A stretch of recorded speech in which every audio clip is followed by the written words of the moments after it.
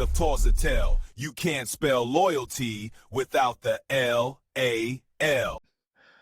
Welcome back to Laker Musings, where Laker loyalty meets analytical prowess. I am your host, Jason Muze, a.k.a. the Black Muze, your resident Laker philosopher fan, breaking down the game with passion, precision, and that unmatched Lakers intuition. Tonight, we've got 4 seismic storylines shaping not only the fate of the Lakers, but the future of the entire NBA. Let's get into it. Luka Doncic reportedly is out for at least 1 week. Now, I know as diehard Laker fans, that's a little bit of a gut punch, especially given the fact that Slim Thug Luka, Luka the Don, Laker Luka, Luka Magic has been the best thing about the beginning of this season through the first couple of games.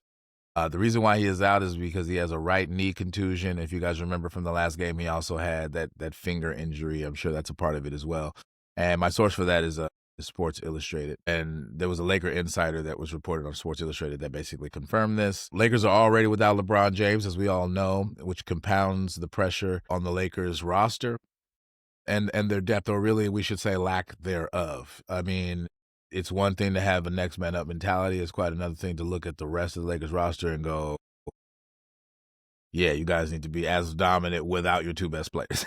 So that does not portend well, and we have a game tonight versus the Sacramento Kings, who are actually pretty good. And so it's an opportunity for the Lakers role players other than Slim Thug, Luka, Luka the Don, Luka Magic, and LeBron James to step up.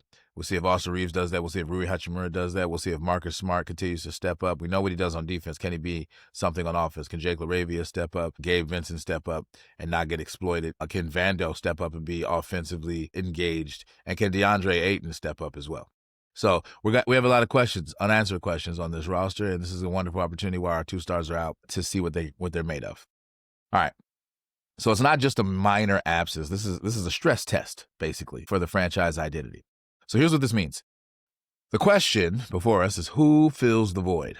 No LeBron, no Luka, so who's going to step up? Among them, Austin Reeves, Rui Hachimura are the names that come to mind, and all of the other Lakers that I named, but those 2 especially, I think, come to mind. This week could make or break the early momentum of the Western Conference standings, and I went on record and said on the podcast that I predicted that the Lakers would go 15-5. And now losing Luka Doncic, it looks like my prediction, which was already kind of bold, is not looking too good. But we'll see. Will the Lakers surprise through the first few games? And one of the reasons why I even made that prediction is because I looked at the schedule and I felt like the early part of the schedule was actually the easiest for the Lakers. And so these games are games that they need to win. And I was assuming that we would at least have Luka. I knew we weren't going to have LeBron. I still made that 15-5 prediction. Without Luka for at least a week, I don't know. I don't know if my prediction is going to come true, but I am going to keep my fingers crossed and hope. So, question for the audience. Is it time to hit the panic button? Do we panic, Laker Nation? Or do we see this as an opportunity to reveal our true depth? Now, among the people in our fan base are a whole bunch who don't really think it through, and they are just hovering their hands over the panic button. They can't wait to hit the panic button. Luka coughs, they hit the panic button. Ref blows a bad whistle, they hit the panic button. A shot is missed, 1 shot early in the game that we end up winning by double digits, hit the panic button. Right? So there's a lot of Laker fans like that. But there are also a lot of Laker fans who are a little bit more savvy when it comes to how to evaluate the season long term. And they're not prisoners of the moment in that way.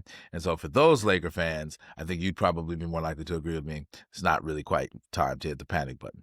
At the same time, I'm a realist. I'm not a delusional Lakers fan. So there's the opposite side of that coin, where Lakers fans who are super positive, almost to the point of being toxically positive, are always looking at the bright side of things, even when we can readily recognize shortcomings on the team and the roster and their ability to execute.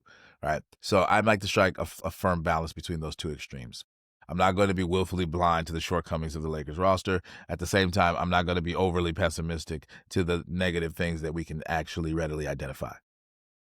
So here's some key implications. We're missing 2 of our stars, 2 of the best players in the league, even LeBron to this day at his old age of 40, going on 41, I believe. So missing them simultaneously changes scouting strategy. It changes spacing that the Lakers can achieve. It changes offensive tempo, etc. Now, one of the things that I'm actually intrigued by is everybody that was saying Luka Doncic is basically a cone on defense and he's a defensive liability. Well, okay, if you take him out, does that our defense improve? because that probably means more minutes for people like Marcus Smart, Jake LaRavia, Vando. So what does that do for our defense? It definitely hurts our offense, but what does it do for our defense? And what will be the overall outcome? I'm actually going to be looking to that because I don't know what the answer to that is, especially versus the opponent that we have tonight. So opponents will test the Lakers' defensive adaptability, and can we win those ugly games is another question I have in mind. And then we have financial and narrative pressure. Luka is the face of our future. Every game he misses becomes magnified by fans' expectations and media narrative. Okay, so here's the analytical lens here. The philosophical angle I want to give. Adversity is basically a crucible for greatness. Lakers history tells us it's not who we have on paper per se, it's how we respond when the spotlight dims. And those lights are bright in Laker Nation, for sure. This week could change roles permanently. If someone like Reeves takes off, rotations may never revert. And if somebody like Rui Hachimura takes off, something similar. If Vando takes off, that might inspire confidence. If LaRavia steps up, that might inspire confidence. So I'm looking at it as the glass is half full, but while also recognizing that this could go terribly wrong and we can lose every single game that Luka doesn't play. That's totally possible and plausible given the weaknesses on this roster. And it'll be interesting to see how JJ Redick coaches through all of this as well. So that's the first segment. Luka Doncic is out, and we're looking forward to a speedy return from him, especially after he had a magnificent game. I think he's averaging 46 points a game through 2 games. Small sample size, but still inspiring courage, and it looks like he's on track for that revenge season that we knew that he was going to have, and that MVP caliber season. Luka may actually win the MVP this season if he keeps balling like that. I mean, if you spend the whole season averaging 40+ points a game, then he's the shoe-in. So we gonna see. That leads me to segment number 2. The NBA betting scandal explodes, and we have a lot of updates on that. So this is a story that we're going to be covering probably throughout the entire season as things develop. It's an ongoing investigation, so buckle up. Here we go. So I want to set the stage. What we're basically witnessing is the biggest off-court crisis since Tim Donaghy, and I said that last time. The Tim Donaghy era was a whole era, kind of soiled the NBA. This is the biggest off-court crisis since then. And one of the reasons why Tim Donaghy comes to mind is because it also implicated the negative drawbacks of gambling and how gambling specifically and insider bets and things like that, players and NBA staff or affiliates profiting off of illegal gambling that they're not allowed to do, where they get an unfair advantage, negatively impacts the brand of the NBA. And it is not slowing down. It is actually getting worse. The NBA has basically gotten in bed, without hiding it, with the gaming industry, as it is called. And so there are a whole bunch of conflicts of interest that, to a certain extent, it seems like the NBA has been naive to, but naive or perhaps overly optimistic because of the financial incentive. I think that that's really clear. The financial incentives are strong. The gaming industry is a multi-billion-dollar industry, and the NBA wants to get in on that money. Makes sense. There's a profit motive. So we got to be careful with that because that can corrupt things, as I've said before. So here are some confirmed developments that I want to go over. Both Chauncey Billups and Terry Rozier were arrested in connection with the federal investigations. And another name that was implicated soon after that I didn't cover last time was Kevin Garnett. So Kevin Garnett's name emerges in investigative reports, though he's not charged. And the NBA has publicly admitted that they have no subpoena power. Okay. And I don't think that inspires confidence. They're right to point it out, and it is true to point that out. What that means essentially is that limits their ability to uncover evidence by comparison to, say, federal investigators. Cash Patel and company and the FBI have the ability to subpoena people, and they can get the evidence that they need that's legally actionable in a way that the NBA can't, because the NBA is not the feds. They're just they're a private entity and a quasi-regulating body with respect to their rules and their codes of conduct that they enforce, but they can't enforce it with the same bite or power as the feds, and they've admitted that, and they're right about that. And that's a interesting admission, because what that does is that kind of signals, hey, we don't really have the ability to catch these guys, which means, logically, they don't have the ability to regulate and enforce a lot of the rules in general, but especially the egregious ones pertaining to betting and maintaining the integrity and the integrity of the game. That does not portend well. That's not inspiring confidence. And so to hear the NBA come out and say that, although it's true, is problematic and troublesome, and not the step of a competent league, in my opinion. At least not so far. We'll see what they come up with in terms of regulatory actions that they can take. I'm sure that they can do something, but it's giving, I don't know what to do. That's what it's giving, and that does not portend well. So we'll continue to monitor and see what happens. But even deeper still, there's a track record problem with the NBA. They do not have a good track record being able to regulate their league in a lot of different ways, particularly when it comes to gambling. So past failures, of course, we've talked about it, is the Donaghy scandal, and that was all the way back in 2007. Then you have the Porter lifetime ban, which happened fairly recently. That was in 2024. Now you have Rozier and Billups in 2025. It's not a good thing that this keeps recurring and this keeps happening. And to add to this, although the NBA didn't find anything, you also have the thing with Kawhi. Now, Kawhi, at least so far, it wasn't implicated in any kind of gambling or betting thing, but it was money under the table, which is also illegal, right? And so, like, when you have this pattern that seems to be developing of, here's some credible allegations that NBA players are doing untoward things behind closed doors that they're clearly not allowed to do, NBA investigates and finds nothing. But it's like, but the circumstantial evidence is pretty compelling. It's not proof, but it's like not nothing. It shouldn't be ignored. And so it's weird. And the fact that the FBI now found some stuff after the NBA investigation further calls into doubt the NBA's ability to catch the guys doing bad stuff. And I talked about that on the last stream. So this is not going well so far. I'm not happy with what the NBA is doing right now. And to be honest with you, it may implicate whether or not we should have the same commissioner much longer. There are already people who are calling for the commissioner to step down. Now, I'm not there yet, but I'm probably likely to get there soon if this kind of stuff keeps happening. So this is an isolated misconduct that we're hearing about. This is a systemic oversight failure, and it seems like it's further exacerbated by the fact that the perverse incentives for players to do the untoward stuff is maximized by the NBA getting in bed financially with the gaming industry. Which is precisely what people that's precisely what people warned against before they did it. And so they kind of made their bed now, and for them to get all surprised that this kind of stuff is happening is weird because, like, people been saying this. People said this was inevitable. And by the way, it's not just the NBA. Other professional leagues have this problem. The idea that the NBA is the only professional league that has this problem, yeah. I don't believe that, and the main reason why I have a healthy suspicion that other leagues probably have some players that are doing stuff like this is because all of the incentive structures are the same, and those leagues are increasingly in bed with the gaming industry. So, again, this all does not inspire confidence, and the NBA's track record in policing gambling, even tampering, or even off the court misconduct, has been weak. They have a bad track record of regulating their own league. They're not good at it. And so how do you keep multi-million-dollar stars who have the ability to do dirt and essentially get away with it, or so it seems, particularly the lower-level players who don't make as much money as the superstars? And I don't have an answer to that question. I don't know what the league should do.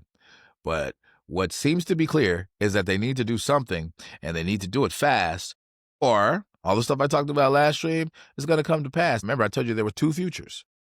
There's the positive one where the NBA cleans all of this up and restores order and restores integrity. And then there's a dark future where the NBA either bumbles it or doesn't do anything quite right. And then you have the recurring of all of these scandals, and then fans get fatigued by it. It turns them all the way off. Demand shrinks. The league loses money, and now we don't get to have this valuable thing that we all have a vested interest in. Or the NBA gets hollowed out and it becomes literally WWE basketball style, where we know it's fake and they don't hide that it's fake, but it's still entertaining. So they make some money out of it. And WWE, I mean, that fake shit, it goes along the lines of reality TV with a sports twist. And if that's what the NBA is going to be, I'm no longer going to be a fan of it because that's not what I want. So here's the key. The NBA is backed into a corner basically right now. And the economic stakes are high, too high, like way too high. You got media rights, sports books, partnerships, fan trust. And if they don't act decisively, fans are going to revolt, like I said. And that will force the NBA to have to take drastic and probably quasi-desperate measures. So what could those drastic measures even look like is the next point I wanted to get into. What does drastic look like, or what could it look like? Mandatory data sharing agreements with major sports books, real-time betting anomaly detection monitored by independent regulators. These are things that they can do. Automatic bans for undisclosed gambling contact. The crazy thing is, I think it was Weinhorst that said this. They actually have a way of detecting anomalies, and so if a whole bunch of people all of a sudden start betting the under on Terry Rozier, and it's anomalous, meaning it's randomly in the middle of the season, a whole bunch of people are betting the under, that's something that sets off red flags. And that apparently the sports books detected it and told the NBA. And the NBA apparently went hush-hush. Terry Rozier wasn't allowed to finish the season, but it was under the auspices of an injury that, with credible reports, was really fake the whole time. And so they kind of took some matters into their own hands, like, okay, you can't play, this is a bad look, but we won't make it public because we have interest in making sure that we don't look bad. But then the NBA launched an investigation into Terry Rozier and found nothing, and now he's implicated in all of this stuff. So that doesn't seem like they handled it well. It seems like they tried to handle it in an ass-covering way, but that's not sufficient because now the shit's hitting the fan. And it looks like the NBA tried to cover it up to a certain degree. So those drastic measures, maybe something like increased cooperation with federal authorities to close legal loopholes. I'm not sure how the players' union would feel about that. The NBA getting in bed with the feds is probably not going to be something that the players want, especially predominantly black male players in America. There's a whole bunch of political implications that I don't think the NBA wants. And of course, somebody like Stephen A. Smith is going to lean into that narrative. I mean, the NBA getting in bed with the feds and Trump's America is a bad look that the NBA doesn't want, and it's going to turn off a lot of fans in my community. I don't know that they want to go down that road. That doesn't seem like it's ideal. But if they get desperate enough, they might do it. So we also have the Heat angle. If Rozier is suspended or banned, will the Miami Heat receive compensation or relief?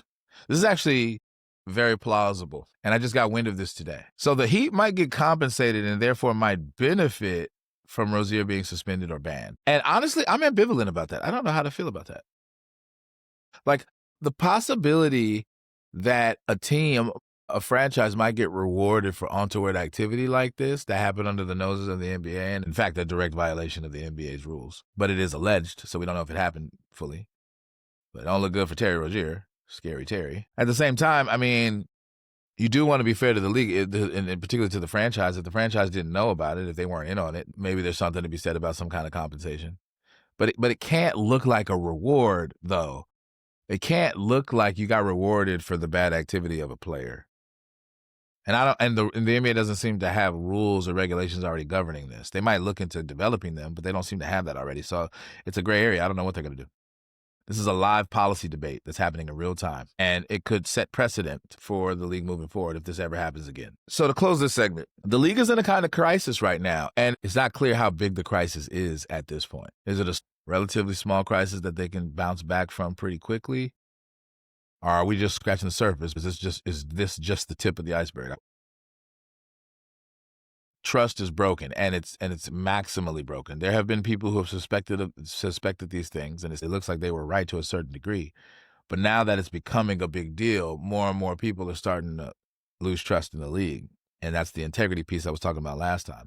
And whenever trust collapses, you get a lowering of demand, you get a soiling of this activity that we're all invested in called NBA basketball. So this is an ongoing crisis, and I want to stay positive. I hope that it works out for the NBA so that we can have our product and participate in this thing that we all love, but we'll see. Let's talk about Dallas. I want to talk about the Dallas Mavericks being down bad. Now, it's only 2 games, and they have an interesting question that's analogous to a question that the Lakers have in hearing the news about Luka being out, at least for a week. Is it time to hit the panic button? The Dallas Mavericks are down 0-2. They have no wins so far through 2 games, small sample size. They don't have Luka Doncic anymore. AD doesn't seem to be of equal value to Luka, given that trade. And Cooper Flag has underperformed so far. Now, his most recent game was better, but he hasn't really been exactly the next Luka Doncic. So, as you can imagine, Mavs fans are feeling it right now. And a lot of Mavs fans, just like a lot of Lakers fans, are really quick to hit the panic button. And they're already hurting over the fact that they lost Luka and they didn't think that that was a good idea. So you have hashtag Fire Nico all over the interwebs, and they're chanting Fire Nico at games that the Mavericks are losing. Now, if the Mavs continue to lose, we can see how this is going to go. This drama is going to maximize, and us Laker fans are going to be cheesing about it. Not because we're mean and not because we hate Mavs fans, but because we know we won that damn trade. It's obvious that we won that damn trade. It was obvious the moment even fat Luka got to the Lakers, but it is all the more obvious after Luka had a wonderful offseason and came back Slim Thug Luka on his revenge tour. Like, you want to trade me? Okay, I'm going to show you what happens when you trade somebody like me. And he's off to a great start. Now, he's out for a week. Cool. Maybe that might calm the anxiety of Mavs fans to know that Luka's going to be out for a week. But here's the thing. Mavs fans, especially the ones that love Luka to this day, fully expect Luka to come back balling. Just the same. I mean, Luka played most of the last game 2 nights ago with a hurt finger and dropped damn near 50 points. I mean, Luka gives the smoothest path to 43, 49, 50-plus points you've ever seen. I mean, Luka, if he wanted to, could probably score 70 easily. That's how good Luka Doncic is. He's unguardable. So that's the current reality. Mavs are down bad, quote unquote. That's a little bit hyperbolic, but they have no wins, and it's really looking like they lost that trade. And that's how they were feeling it originally, anyway. Mavs fans had no intention of trading Luka Doncic for Anthony Davis. And I gotta say, and I'm not trying to rub y'all faces in it, Mavs Nation, but I gotta say, I am so happy that Nico was stupid enough to give us Luka Doncic for Anthony Davis. Like, I'm so ecstatic right now. I'm happy as hell. We have Luka Doncic now, bro. Like, you gotta love it, Lakers Nation. You gotta love it. You just do. Okay. So the fans are split. And here's what I mean. Fire Nico, hashtag Fire Nico is trending. Mavs fans are in despair. But hashtag Thank You Nico is trending also among Laker Nation. And we have a bigger fan base. So that shit's all over the internet as well. Hashtag Thank You Nico. And by the way, thank you, Nico.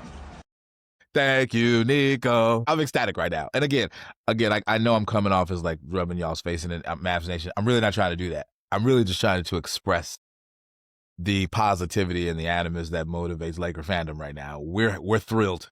We are thrilled about that trade. We love it. We gotta love it. Okay, so we are overjoyed here in Lakers Nation, and the Dallas Mavericks fans are going through it. Now, here's what I actually really believe, okay? I'll extend an olive branch to Dallas Nation. You're going to be fine. You're going to be fine. I don't know that you're going to lose or have a losing season. It's 2 games. I understand it hurts to lose Luka, but it's not the end of the world. You do have Cooper Flag. Cooper Flag is going to be great. He's not going to be Luka, but he's going to be great. He's going to be good. Anthony Davis is going to play better. And then you also have Kyrie Irving coming back. You're going to be a good team in the next few years. You just are. So I think that y'all shouldn't hit the panic button. Your future's not over. Okay? You just had a couple of bad games. You had a rough start. Happens.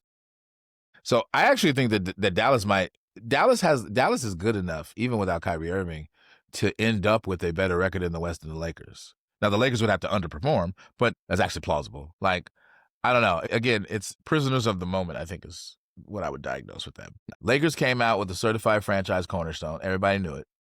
And even the details of the way the trade went down, the kind of clandestine nature of it, really pissed off a lot of people in the league because it's like, oh my God, the Lakers finessed their way into another perennial all-star superstar again. I mean, that's what we do because we're the Lakers. We're one of the best franchises in all of professional sports generally and in the NBA. We're one of the most winningest franchises in the NBA. Second right now to the Celtics, which annoys us. But after these Luka championships, we'll be back on top again real soon. You mark my words. So Dallas is inherited regression, and there's a psychological dimension to that. When fan bases lose belief in leadership, then they want to revolt. I mean, you had people calling the fire Nico ever since.